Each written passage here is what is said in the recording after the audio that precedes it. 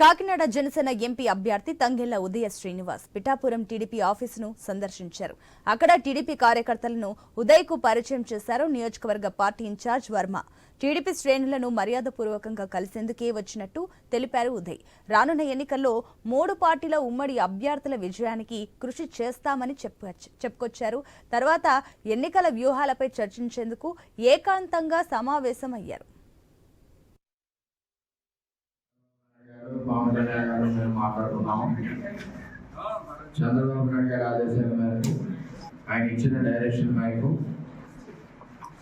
ఇక్కడ పిఠాపురం నియోజకవర్గంలో పొత్తు ఏదైతే టీడీపీ జనసేన బీజేపీ ఉందో ఆ అభ్యర్థుల విజయానికి కార్యకర్తలు మేము అందరం కూడా ఆర్గనైజేషన్ కృషి చేస్తాం. అది కూడా చంద్రబాబు నాయుడు గారికి కళ్యాణ్ గారికి మాట్లాడడం జరిగింది.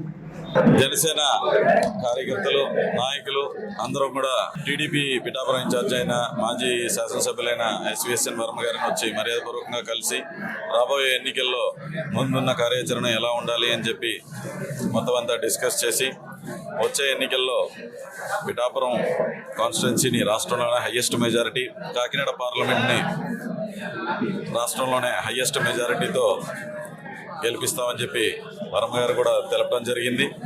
అండ్ ఆ హైయెస్ట్ మెజారిటీకి రావాల్సిన కార్యక్రమం అంతా డిస్కస్ చేసాం. ఈరోజు రాబోయే కాలంలో దాని మీద వర్కౌట్ చేసి నిజంగానే హైయెస్ట్ మెజారిటీతో